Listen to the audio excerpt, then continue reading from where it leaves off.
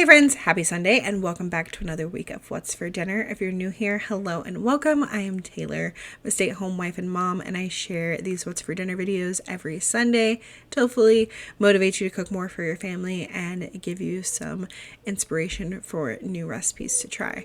We had a lot of good meals this week. All of them were pretty easy to put together. So if you like these kinds of videos, I hope that you will subscribe down below.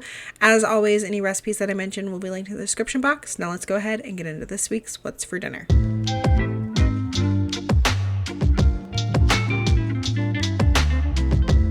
Friday night we had some rotisserie chicken and croissants from Sam's Club. If you already saw my Sam's Club haul earlier this week, you already knew this. The kids had the legs from the rotisserie chicken and the croissant, and then we had some fresh veggies and the Cheetos bag of bones. I took some of the chicken breast and made a chicken sandwich with some Havarti cheese on it and some mayonnaise, and that was our quick and easy dinner for Friday. I wanted it super simple since I did some shopping at Sam's that day. Saturday was buffalo chicken quesadillas. This is another quick and easy dinner. I had a baby shower to go to early in the day or in the afternoon, and so I threw this in the Crock-Pot before going to that so that I could come home and not have to really worry about dinner. So for this, I just throw some chicken breast in the Crock-Pot with a package of ranch seasoning and about half of a bottle of buffalo sauce. I'm using the Buffalo Wild Wings medium one, and then just put the lid on this and let it cook on low for about like 6 hours. And then when it's done, you can just go in, shred it up and mix that all together, get the sauce all over the chicken. Sometimes I let it sit for about another like 30 minutes before doing anything with it. You could eat this as sandwiches, you could turn it into buffalo chicken dip, but I like to turn it into quesadillas. So I just got flour tortilla here and then some cheese. I used mozzarella because it was already shredded and I didn't feel like shredding any cheddar cheese. And then put the chicken on there. You could add some ranch dressing if you want to, or even more buffalo sauce, but for the kids I just do chicken and cheese.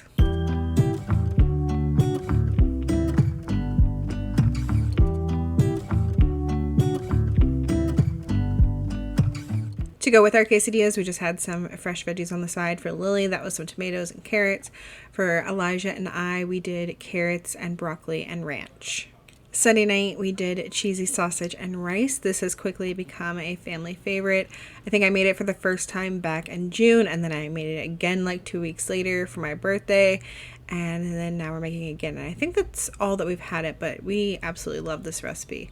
So I'm starting off with a pound of smoked sausage, and I sliced it up, and then I'm just frying it in my pan till it's nice and crispy. We like it pretty crispy. And then when that's done, I removed it from the pan and added in some chopped up peppers and onion. And I just let that cook for a while till it started to get nice and tender. And then towards the end, once it was really tender, I added in a bunch of minced garlic and some Tony's Creole seasoning. Let that continue to cook for like 30 seconds to a minute. And then I'm going to start adding in the rest of my ingredients. So we're going to add in some instant rice and some chicken broth, some cream of chicken. We're going to add back in our sausage and then some cheese. And then we're going to put a lid on this and just let it cook for about 10 minutes, 10 to 15 minutes till all the liquid is absorbed and your rice is tender.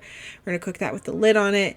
You can add more Tony's Creole seasoning depending on how you like it. You don't have to add too much of that, but if you really like spice, add more. I just kept adding some more until I thought I had enough.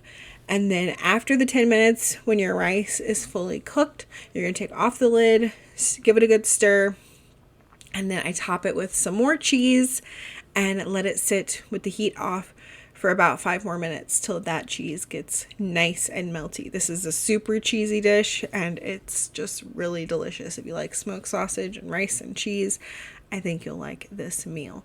So after that 10 minutes, this is what it looks like. It's not really super pretty unless you just like to look at melted cheese, but that's what it looks like. And we just had this by itself, but it's really good with like a salad and stuff too. That's what I did when we had it on my birthday. But I just made this as a quick and easy dinner and didn't want to do the work for anything else. Monday night, I tried a new recipe for some Crock-Pot beef stew, and it was delicious. So in this bowl here, I've got some stew meat. I decided not to cut it into smaller pieces, and I just left it how it was when I bought it. But I'm seasoning that up with some salt, pepper, garlic powder, and celery salt, getting that all tossed in those seasonings, and then I'm going to sprinkle on some flour and then make sure everything is fully coated with that flour.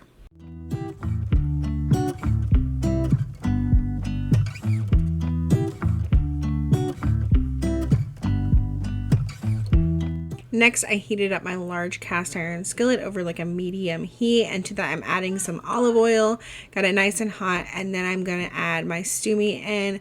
And I had to do this in batches because I didn't want to overcrowd the pan, but you just want to sear it on each side, get a nice brown like crispiness on there. It doesn't have to be cooked through because this is going to be going in the slow cooker.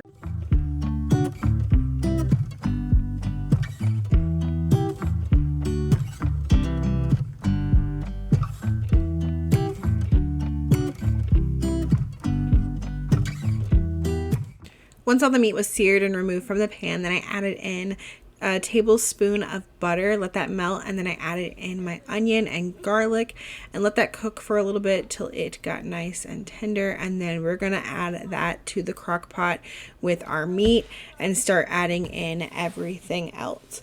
So I added in some beef broth, and I did 5 cups of beef broth because the recipe also wanted you to use like some sort of wine, like a red wine, but instead of that I did an additional cup of beef broth with 2 tablespoons of red wine vinegar mixed in there. That's what it said on the recipe that you could use as a substitute. Then I added in about 2 tablespoons of Worcestershire sauce, 2 teaspoons of beef bouillon in addition to the beef broth. I used some frozen tomato paste because I didn't realize I didn't have any cans of tomato paste. I cut up about 5 medium-sized carrots, and then the recipe called for a pound of baby gold potatoes, halved or quartered, but I did 1.5 pounds because the bag that I bought was 1.5 pounds, and I didn't want to be left with just like half a pound sitting around. And then I also added in 2 bay leaves and some rosemary, and then I put the lid on this and let it cook on low for about 8 hours. So here is what it looked like after the 8 hours. So all I had to do when we came home from martial arts was go in there and remove the bay leaves. If you used fresh rosemary, you could remove like the rosemary twig too, but I just used like dried rosemary, so I just left it alone. And then you're going to add in a cornstarch slurry if you want to thicken this up. So I did that. It was like 2 tablespoons of cornstarch and some water, and then that really helps thicken up the broth. And then I'm also going to add in 1 cup of frozen peas. And I'm realizing now I also forgot to add in some more butter. You were supposed to add in 2 more tablespoons of butter, but honestly, I don't think it needed it. We love this recipe. The only thing my family didn't like was the frozen peas. We all just don't really love the texture of frozen vegetables. They like it in my fried rice, but like in nothing else. So they didn't love the peas. I think next time at the end I would just like pour in a can of drained like peas, like a can of peas, because we did like the flavor that the peas brought, just not so much the texture. So I think that's what I would do next time. And here is what it looked like. And we just served this with some bread. This is a French baguette that I got at Kroger, and it was perfect with our beef stew. I will definitely be making this recipe again. Tuesday night we had barbecue pulled pork baked potatoes. So I think it was last week that I made the pulled pork and I stuck it in the freezer, so that made this dinner really easy. I just had to warm that up on the stove, and I had Lily in the kitchen helping me make the potatoes. I actually had some very small potatoes, so I made the last of all these little potatoes that I had. She helped me by stabbing holes in the washed potatoes, and then I coated them with olive oil, and then she put some salt on them, and then these went in the air fryer on 375 for about 35 minutes, flipping halfway through.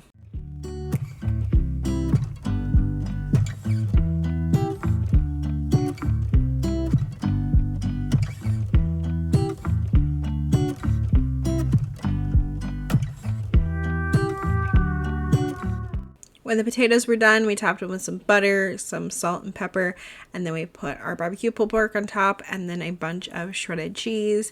And then Lily and I like sour cream on ours. I also like to drizzle on some more barbecue sauce, and usually like to do green onion, but I didn't have any. I forgot about it, so I just used some dried chives.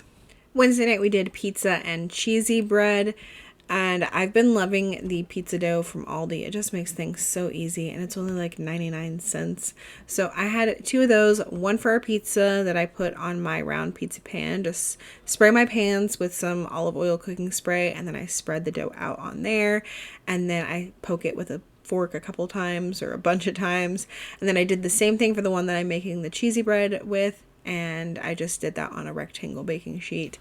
And then I threw these in the oven on 425 for about 5 minutes just to kind of par bake them.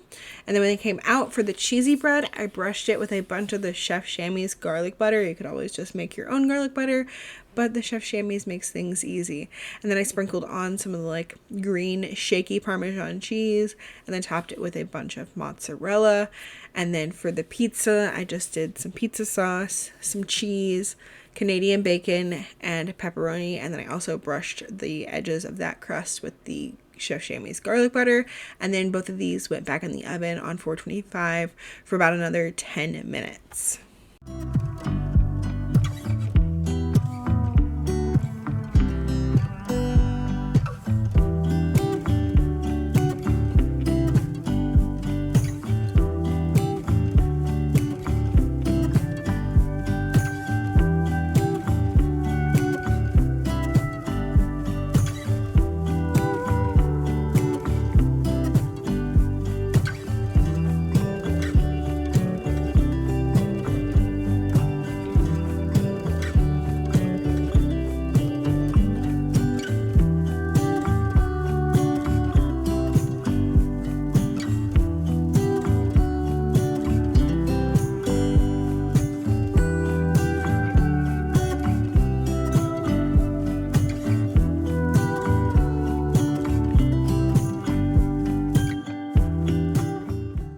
I served this with some pizza sauce on the side to dip our little cheesy bread in, and the cheesy bread was delicious. I will definitely do that again.